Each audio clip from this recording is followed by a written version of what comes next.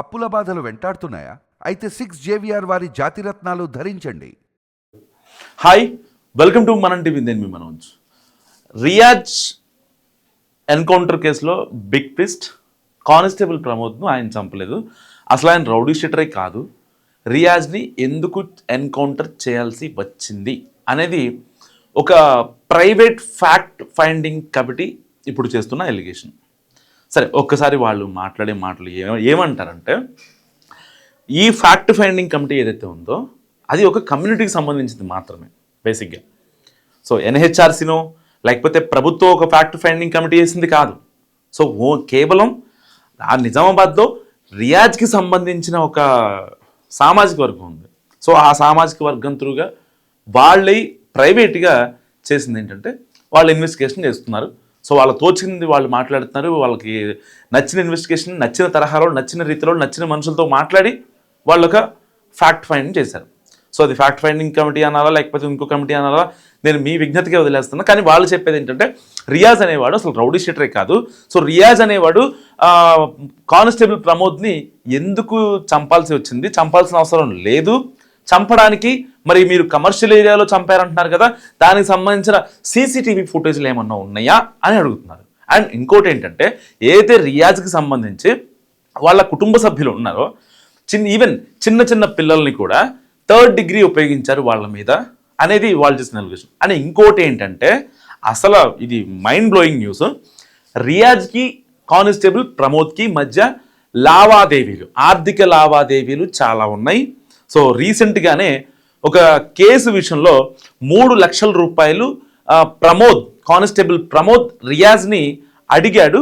So దానివల్ల ఏమన్నా కొంచెం ఆ రప్చర్ క్రియేట్ అయ్యి, so it leads to encounter అనే ఒక ఇదిని ఇప్పుడు కొత్తగా వచ్చిన ఫ్యాక్ట్ ఫైండింగ్ కమిటీ చెప్తున్నారు. సో ఫ్యాక్ట్ ఫైండింగ్ కమిటీకి నేను కొన్ని క్వశ్చన్స్ అడగదలుచుకున్నా అండ్ ప్రజల్లో ఏవైతే రేజ్ అవుతున్నాయో. ఒకటి ఏంటంటే, ఏదైతే కానిస్టేబుల్ ప్రమోద్ ఉన్నాడో 1 మంత్ బ్యాక్ నిజామాబాద్ సిసిఎస్కి వచ్చాడు, కానిస్టేబుల్గా విధులు నిర్వహిస్తున్నాడు. అంతకుముందు ఎక్కడున్నాడు? బోధనలో ఉన్నాడు. ఇది నిజం. మీరు కావాలంటే క్రాస్ చెక్ చేసుకోండి, ఇబ్బంది ఏమీ లేదు. 1 మంత్లో రియాజ్కి ప్రమోద్కి అసలు గొడవలు ఏముంటాయి? ప్రమోద్ అనే వ్యక్తి వాళ్ళ ఫ్యామిలీ కోసం రిక్వెస్ట్ పెట్టుకొని బోధన్ నుంచి నిజామాబాద్ వచ్చి ఉన్నాడు. సో ఆయన ఫ్యామిలీకి సంబంధించిన వాళ్ళు కూడా అంత కంప్లీట్ ప్రొఫెషనల్స్. సో ప్రమోద్ విషయంలో ఆయన కానిస్టేబుల్గా ఉన్నప్పటి నుంచి కూడా ఎక్కడ కూడా ఆయన ట్రాక్ రికార్డులో ఎక్కడ కూడా ఇంత వీసంత మచ్చ కూడా లేదు. అలాంటి వ్యక్తికి సరే రౌడీ షెట్రా ఇంకొక షెట్రా అనే పక్కన పెడదాం, రియాజ్కి ప్రమోద్కి డబ్బులు ట్రాన్సాక్షన్ ఉందనేది ఈ ఫ్యాక్ట్ ఫైండింగ్ కమిటీ చెప్తున్న మాటలు. సో ఒక్కసారి ఆలోచించుకోండి, 1 మంత్ బ్యాకే వచ్చాడు. సో కాబట్టి అక్కడ అసలు ట్రాన్సాక్షన్స్ జరిగే సినిమా లేదు. అండ్ ఇతని ట్రాక్ ప్రకారం ఎక్కడా కూడా సస్పెన్షన్ ఆర్డర్స్ కానీ, లేకపోతే డిపార్ట్మెంట్కి లాయల్గా లేడు అనే ఒక ముద్ర కానీ, లేకపోతే ఎవరినో ఇది చేశాడు, కోర్టులు కేసులు ఆయన మీద ఏదైనా ఎఫ్ఐఆర్లు అలాంటి ఏమీ లేవు. అలాంటి వ్యక్తి ఎవరితో అయినా గొడవ పడతాడా? గొడవ పడే అవకాశం లేదు. ఓకేనా?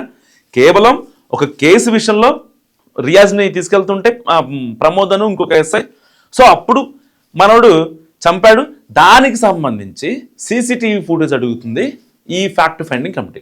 ఓకే, అది కమర్షియల్ ఏరియా చాలామంది ఎవరైతే జనాలు ఉంటారో ఆ జనాలు చెప్పారు కదా, దానికి సంబంధించిన విజువల్స్ అంటే వీళ్ళు ఫ్యాక్ట్ ఫైండింగ్ కమిటీ ఎన్హెచ్ఆర్సీనో ఇంకెవళ్ళు వాళ్ళు అపాయింట్ చేస్తే అప్పుడు దానికి సంబంధించిన ఏదైతే ఆధారాలు ఉంటాయో అథెంటిక్గా వస్తాయి బయటికి. కానీ ఇక్కడ ప్రజలు చెప్తున్నారు, అందరు చెప్తున్నా కూడా సీసీ క్యామ్ ఫుటేజ్ ఎందుకు లేదు అంటే, ఇక్కడ ఒక పక్క మనిషి చనిపోయాడు. అది ఆలోచిస్తున్నారా మీరు? ఒక మనిషి చనిపోయాడు, ఆ ఫ్యామిలీ రోడ్డును పడింది. ఒక మంచి యువకుడు ప్రజలకు సేవ చేద్దామని సో ఎన్నో ఆశలతో వచ్చిన ఒక వ్యక్తి ప్రమోద్ చనిపోయాడు. ఆ విషయం మీకు అర్థమవుతుందా? మరి వాళ్ళ ఫ్యామిలీ పరిస్థితి ఏంటి? అండ్ ఇంకొకటి, ఏదైతే రియాజ్ వాళ్ళ ఫ్యామిలీ పిల్లల్ని ఇబ్బంది పెట్టారని చెప్తున్నారు. ఇబ్బంది పెడితే ఓకే, ఒకవేళ ఇబ్బంది పెట్టడం తప్పు, ఒకవేళ ఇబ్బంది పెడితే వీళ్ళు కోర్టులోకి వెళ్ళి తెలుసుకోవచ్చు. మా పిల్లల్ని ఇబ్బంది పెట్టారు, రియాజ్ చేసింది రియాజ్ అయితే మమ్మల్ని ఎందుకు ఇబ్బంది పెడుతున్నారని చెప్పి వీళ్ళు కేసులు కోర్టులకు వెళ్ళి న్యాయపరంగా పోరాటం చేయొచ్చు. అంతేగాని ఆయన భూమి మీద లేడు, మంచి పోలీస్ ఆఫీసరు, వాళ్ళ కుటుంబం అన్యాయం అయిపోయింది, మరి వీళ్ళ గురించి ఎందుకు పట్టించుకోరు? అంటే ఒక ఈ ఫ్యాక్ట్ ఫైండింగ్ కమిటీ మొత్తం నిజాలకి మొత్తం ఒకవైపే ఉంటే, నాణ్యానికి ఒకవైపు ఉంటే, మరి ఇంకొక నాణ్యం వైపు ఎవరు చూస్తారు? ఒక్క నిమిషం ఆలోచిద్దాం.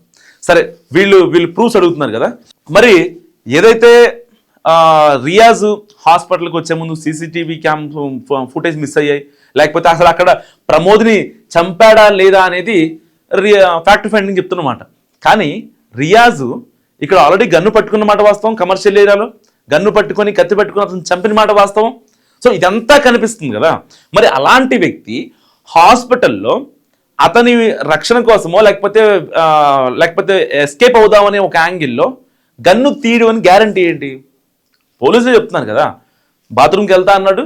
సో బాత్రూమ్కి వెళ్ళే టైంలో ఓకే పంపిద్దామని చెప్పి అన్ని ఏర్పాట్లు చేస్తున్న టైంలో మనోడు గన్ను తీసి కాల్చిపోయాడు. సో అందుకనే మేము ప్రాణ రక్షణ కోసం మేము ఎన్కౌంటర్ చేశామని చెప్పి అక్కడ ఉన్న పోలీసులు చెప్తున్న పరిస్థితి. సిఐ స్థాయి అధికారి కావచ్చు, నిజామాబాద్ డిఎస్పీలు కావచ్చు, వీళ్ళంతా మాట్లాడుతున్న పరిస్థితి. సో చెప్తున్నారు ఎట్టి పరిస్థితుల్లో ఇలా జరిగింది కాబట్టి మీది మేము వాంటెడ్గా చేసింది కాదని చెప్పి వాళ్ళు ఇచ్చుకోవాల్సిన ఎక్స్ప్లెనేషన్ వాళ్ళు ఇచ్చుకున్నారు. కానీ అక్కడ కత్తి పట్టుకున్నాడు, ఇక్కడ గన్ను పట్టుకోవడం గ్యారంటీ ఏంటి? నడి రోడ్డు మీద అందరూ ప్రజలు కమర్షియల్ ఏరియాలో అందరూ ఉన్నప్పుడు కత్తి పట్టుకున్న రియాజ్ హాస్పిటల్లో ఎవరు లేని చోట గన్ను పట్టుకోవడానికి గ్యారంటీ ఎవరిస్తారు? ఫ్యాక్ట్ ఫైండింగ్ కమిటీకి తెలీదా? అంటే ఎందుకు ట్రాన్స్పరెంట్గా చేయలేదు అనే కొన్ని ప్రశ్నలు నిజంగా జనాల్లో చాలా గట్టిగా వ్యక్తమవుతున్నాయి. ఏదేమైనప్పటికీ అంటే నా ఉద్దేశం ఏంటంటే, ఒక కమ్యూనిటీ వారుగా చూడకుండా దీన్ని కేవలం రియాజ్ రౌడీ షీటర్ కావచ్చు, ఇంకోటి కావచ్చు, అక్కడ తప్పు చేశాడు, బలైపోయాడు అన్నదే ఇక్కడ యాంగిల్ తప్ప, దీన్ని కమ్యూనిటీ యాంగిల్గా మార్చి దీన్ని రాజకీయంగా ముడిపెట్టేసి ఏదో ఇలకత మఫ్లియాలు చేద్దామంటే కరెక్ట్ కాదని నా ఉద్దేశం. సో మీరేమనుకుంటున్నారో మస్తు కామెంట్ చేయండి. చూస్తూనే ఉండండి మనం టీవీ.